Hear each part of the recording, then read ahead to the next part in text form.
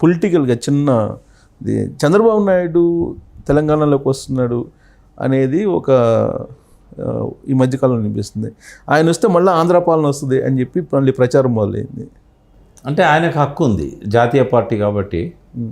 ఆయన జాతీయ అధ్యక్షుడు కూడా. తెలంగాణలో ఆయనకు ఒక 10-15% ఓట్ బ్యాంక్ ఇంకా ఉన్నదని నేను అనుకుంటున్నా. ఆయన ఎలక్షన్లో పోటీ పెట్టినంత మాత్రాన ఆ ఓట్ బ్యాంక్ పోదు. ఆయన ఒక బలమైన వర్గాన్ని తయారు చేశాడు. ఆయన కానీ ఎన్టీ రామారావు గారు కానీ బీసీలలో వాళ్ళ విత్తనాలు వేశారు, బీసీలను ఎదగనిచ్చారు, మంత్రులను చేశారు, ఎమ్మెల్యేలను చేశారు, లోకల్ బాడీస్లలో బీసీకి రిజర్వేషన్స్ పెట్టారు. 1/3 లీడర్షిప్ అనేది వచ్చింది. ఆనాడు యువకులంతా ఇవాళ మెచ్యూర్డ్ పొలిటీషియన్స్ అయ్యారు. కాబట్టి మళ్ళీ బ్యాక్ వెళ్ళిపోతారు. తర్వాత మైగ్రేషన్ బాగా జరిగింది.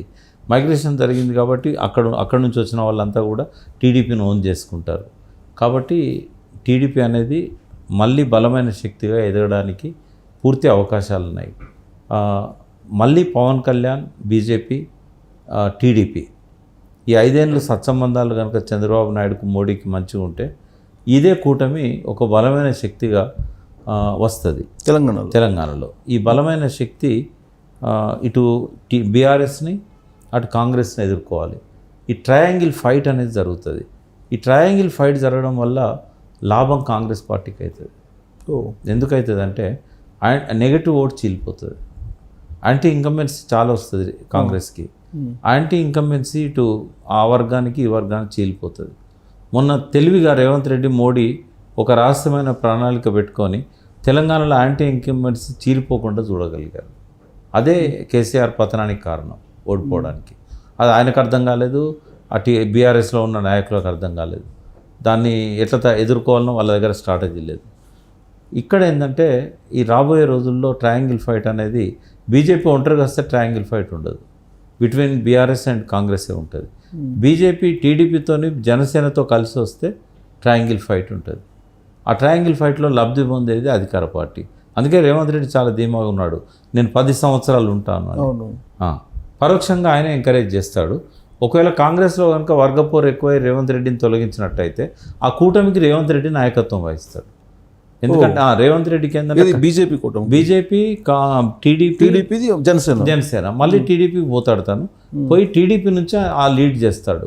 ఒకవేళ కనుక ఇక్కడ ఆయన దించేసే కాన్స్పిరసీ జరిగినట్టయితే కాంగ్రెస్లో కాన్స్పిరసీ జరుగుతుందని చెప్పి ఆయన ప్రతిరోజు అభద్రతతోనే ఉంటున్నాడు ఆయన. ఎందుకు అనంటే నాకు అందిన సమాచారం, నాకు తెలిసింది, నేను ఈ ఎన్నికలప్పుడు పరిశీలించిన దాని ప్రకారం 35-36 మంది మాత్రమే రేవంత్ రెడ్డికి సంబంధించిన స్ట్రాంగ్గా నిలబడే ఎమ్మెల్యేలు ఉన్నారు.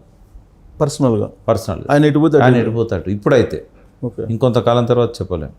అందుకే ఆయన అభద్రతతోని ఇంకొక 25-26 మందిని బీఆర్ఎస్ నుంచి లాగగలిగి వాళ్ళకు నిధులు ఇచ్చి వాళ్ళని మంచిగా చూసుకుంటే వాళ్ళు తనతో ఉంటారు. అప్పుడేమవుతుందంటే దించడానికి ప్రయత్నం చేయరు. కాంగ్రెస్లో ఈయన దించడానికి ప్రయత్నం చేయరు. అదే ప్రయత్నం చేస్తున్నట్టున్నారుగా. ఎందుకు చేస్తున్నాడంటే వాస్తవంగా ఇది ఏమంటుంది దీన్ని, ఈ యాంటీ డిఫెక్షన్ ఇంట్రడ్యూస్ చేసింది రాజీవ్ గాంధీ. దాన్ని బలంగా అమలు చేస్తా అన్నది రాహుల్ గాంధీ. ఈయన చేయకూడదు అది ఈ పని. కానీ దాంట్లో క్లాజ్ ఉందిగా, ఏమని 2/3 రాలే కదా. 2/3 వస్తే వెళ్ళిపోవచ్చు. ఒక్కొక్కరితో మాట్లాడుకొని 2/3 వచ్చినాక పోవచ్చు. ఇంకో 2/3 వచ్చినా కూడా పార్టీ విలీనమైనట్టు కాదు. కేవలం ఆ లెజిస్లేచర్ పార్టీ, అదే లెజిస్లేషన్, అసెంబ్లీలో లెజిస్లేచర్ పార్టీ విలీనమైనట్టు. అదైతే పర్వాలేదు, కానీ అది జరుగుతలేదు కదా. ఇప్పటివరకు పోయింది 10-11 మందే కదా. కాబట్టి రేవంత్ రెడ్డి చేయకూడదు కదా అది. ఎందుకంటే యాంటీ డిఫెక్షన్ లా తెచ్చింది కాంగ్రెస్, ఇంప్లిమెంట్ చేస్తా అన్నది రాహుల్ గాంధీ దేశమంతా తిరిగి చెప్పాడు. ఎలక్షన్ ముందు కూడా చెప్పాడు, మా దానిలోకి ఎవరైనా వస్తే రిజైన్ చేసి రావాలన్నాడు. కేశవరావు గారు కూడా దాన్ని అనుసరించాడు. మరి ఎందుకు ఇంత తెగబడ్డాడు రేవంత్ రెడ్డి అంటే ఒక అభద్రతా భావం, ఒక థ్రెట్ ఇవ్వాలి కాంగ్రెస్కి. కానీ ఆయన ఒక మాట చెప్తున్నారు, నేనైతే టచ్ చేయను, నన్ను టచ్ చేసిన తర్వాత నేను ఆగను. అది మనిషి స్వభావం. అది ఇప్పుడు టచ్ చేశాడు కేసీఆర్, కుట్ర పడుతున్నాడు పడగొట్టడానికి, అందుకే నేను ఇది చేశాను. కేసీఆర్ ఏం చేయలేదు, ఏం టచ్ చేశాడు ఆయన దాన్ని చదువుకోవడానికి. అంటే పడగొడతాను ప్రభుత్వాన్ని అన్నారు ఆయన అనలే కదా. ఈ ప్రభుత్వం ఉండదు అని అన్నారు. అవును, ఉండదు అంటే దాని అర్థం మేము పడగొడతామని కాదు. వాళ్ళకి ఆ శక్తి లేదు. టీఆర్ఎస్కు ఈ ప్రభుత్వాన్ని పడగొట్టే శక్తి ఎప్పుడూ లేదు. పడగొట్టాలనే ఆలోచన కూడా కేసీఆర్, కేటీఆర్కి ఉన్నట్టు నాకు తెలియదు. బట్ కడియం శ్రీహరి మొదలుపెట్టాడు. అవును. తర్వాత కొంతమంది ఏమన్నారంటే ఇది 5 ఏళ్ళు ఉండదు అన్నారు. ఇప్పుడు కూడా అంటున్నారు. నేను కూడా అంటున్నా. ఎందుకు అంటున్నా అంటే ఇక్కడ పొంగులేటో ఉత్తమ్ కుమార్ రెడ్డో బట్టి విక్రమార్కో కొంత శక్తులను కూడగట్టుకొని ప్రభుత్వాన్ని పడగొట్టే అవకాశం ఉంటుంది అని. బట్ అది జరుగుతుందని మనకు ఎట్లా అనుమానం వస్తున్నదంటే రేవంత్ రెడ్డి యొక్క మూమెంట్స్ వల్ల అనుమానం వస్తుంది.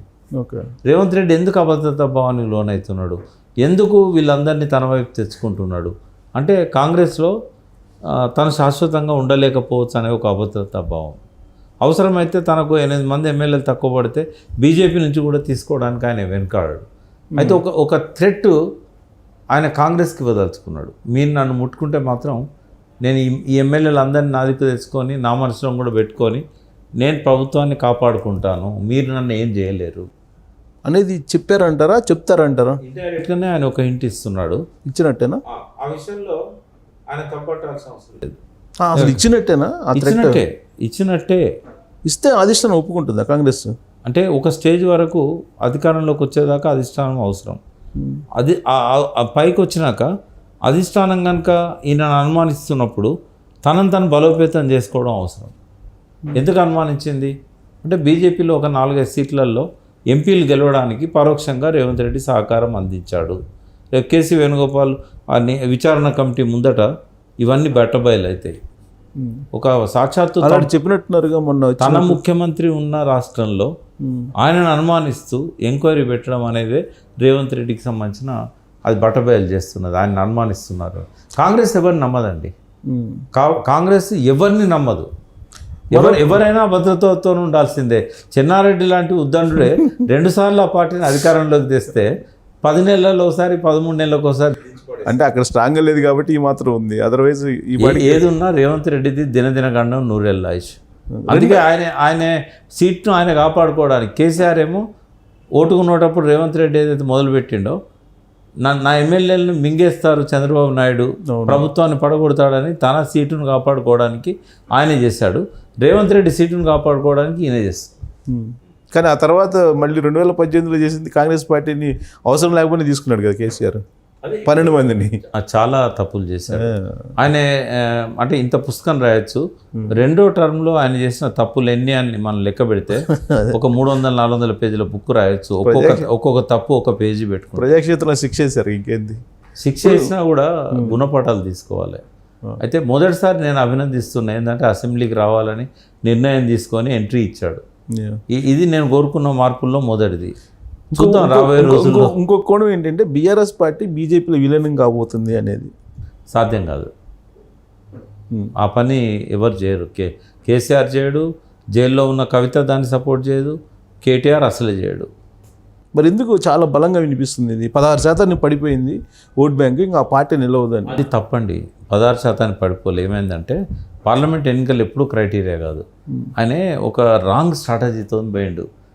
కేంద్రంలో ఎలక్షన్ జరిగినప్పుడు లోక్సభకు అక్కడ నువ్వు అధికార పార్టీయా ప్రతిపక్ష పార్టీయా, నువ్వు ఏది కాదంటే నిన్ను ఎందుకు ప్రజలు నమ్ముతారు?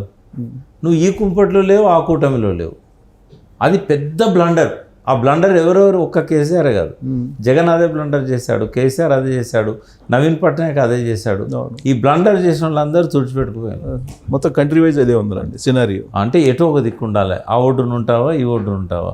నేను ఏ ఓటున ఉంటానంటే నిన్ను ఎందుకు పట్టించుకుంటారు ప్రజలు? సార్ రీసెంట్గా కేటీఆర్ అలాగే హరీష్ రావు వెళ్ళి 4-5 రోజులు ఢిల్లీలో ఉన్నారు. బీజేపీ పెద్దలతో మాట్లాడుకున్నారు. మొత్తం సెట్ అయిపోయింది. బీజేపీతో విలీనం కావటానికి అనేది బాగా ప్రచారం అయింది. దానికి వాళ్ళు ఏమీ చెప్పలేదు, మేము కలిసామని మాత్రం చెప్పలేదు. బట్ నేనేమనుకుంటున్నా అంటే కవితను జైల్లో నుంచి బయటికి తీసుకురావడానికి ఉన్న అన్ని అవకాశాలను వాళ్ళు ఉపయోగించుకున్నారు. కానీ పార్టీని తాకట్టు పెట్టడానికి మాత్రం వాళ్ళ లోపల ఆలోచన లేదు, వాళ్ళు చేయలేదు. నేను పర్సనల్ కూడా నేను తెలుసుకున్నాను. వాళ్ళు పార్టీని విలీనం చేయాలన్న ఆలోచన ఎవరికీ లేదు బీఆర్ఎస్లో. మళ్ళీ బీఆర్ఎస్ బదులు టీఆర్ఎస్ పెట్టుకుందామనే ఆలోచన ఉంది తప్ప దాన్ని విలీనం చేయాలని ఆలోచన. అది సాధ్యం అవుతుందా ఇప్పుడు? అది సాధ్యం అంటే ఫ్రీజ్ చేశారు, కొంతకాలం పాటు ఫ్రీజ్లో ఉంటుంది. ఈ పార్టీ కాబట్టి మళ్ళీ దాన్ని రిలాక్స్ చేస్తారు. అది కూడా మళ్ళీ నరేంద్ర మోడీ ఆశిస్తూనే జరగాలి. ఇంకా సత్సంబంధాలు అయితే మొదలు కాలేదు నరేంద్ర మోడీకి కేసీఆర్కి. అవి మొదలైనప్పుడు బహుశా ఇది కూడా ఒకటి అవుతుందేమో. ఇప్పుడు తాజాగా జగన్మోహన్ రెడ్డి ఢిల్లీ వెళ్ళాడు. ఆంధ్రప్రదేశ్లో ఏదో అల్లకొల్లం జరిగిపోతుంది, రాష్ట్రపతి పాలన పెట్టాలని.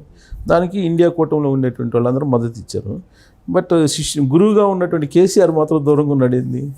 అంటే కేసీఆర్ అంటి ముట్టకుండానే ఉంటున్నాడు అన్నిటికీ. అది నిష్క్రియాపరత్వం అంటాం కదా, అది కరెక్ట్ కాదు. అది ప్రతి విషయంలో స్పందించాలి, అందరు చూస్తారు. బట్ ఒకటి ఆయన తెలంగాణ దాటి వేరే ఆలోచిస్తాడని నేను అనుకోవట్లేదు. అని అనుకుంటున్నారు కానీ బట్ ఏపీలో వెళ్ళి పెడుతున్నారు కదా. మొన్న ఎలక్షన్ ముందు కూడా సర్వే ప్రకారం జగన్మోహన్ రెడ్డి మళ్ళీ అధికారంలోకి వస్తాడని చెప్పి అడిగాను.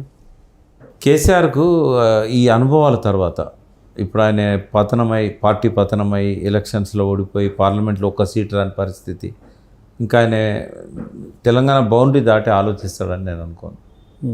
మళ్ళీ తను ఎట్లా శక్తివంతుడు కావాలనేది అయితే టీఆర్ఎస్ బలం అనేది పోయే ఎమ్మెల్యేలల్లో ఎమ్మెల్సీలల్లో ఓడిపోయిన ఎంపీలల్లో లేదు.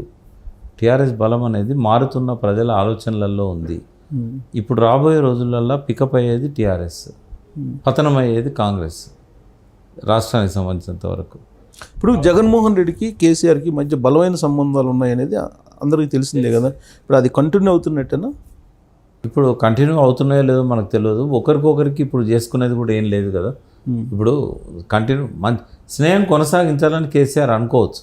దానివల్ల జగన్కి వచ్చే లాభం ఏంది, కొనసాగించడం వల్ల కేసీఆర్కి వచ్చే లాభం ఏంది? అంటే ఇక్కడ మీరు ఇందాక 3 పేర్లు చెప్పారు, ఉత్తమ్ కుమార్ రెడ్డి, పొంగులేటి శ్రీనివాసరెడ్డి, కానీ వీళ్ళు జగన్ మనుషులు. వాళ్ళ ద్వారా ఇక్కడ ఏదో ప్రభుత్వాన్ని పడగొట్టడానికి కేసీఆర్ ప్రయత్నం చేస్తున్నాడు అనేది జగన్ను ఉపయోగించుకుని. జగన్ కూడా అటువంటి ఆలోచన ఉంటుందని నేను అనుకోను. ఇక్కడ రాజకీయాలలో ఏలు పెడతాడని నేనైతే అనుకోవట్లేదు. ఎందుకంటే ఆయన పూర్తి నిరాశ నిస్పృహల్లో ఉన్నాడు. ఒక మాట అన్నాడు, నేను అసలు హిమాలయాస్కి వెళ్ళిపోదాం అనుకున్నా ఇదంతా చూసి, కానీ ఓట్ పర్సెంటేజ్ చూస్తే 39% ఉంది. అంతమంది ప్రజలను ఎట్లా వదిలిపెట్టాలని మళ్ళీ ఆయన అక్కడ చైతన్యం తేవడానికి, ఎదగడానికి, పాదయాత్రలకు వాటికి పనికొస్తాడు. ఇద్దరు కూడా ఇంకో రాష్ట్ర రాజకీయాలలో ఏలు పెడతారని నేనైతే అనుకోవట్లేదు. రైట్ అండి, థ్యాంక్ యూ.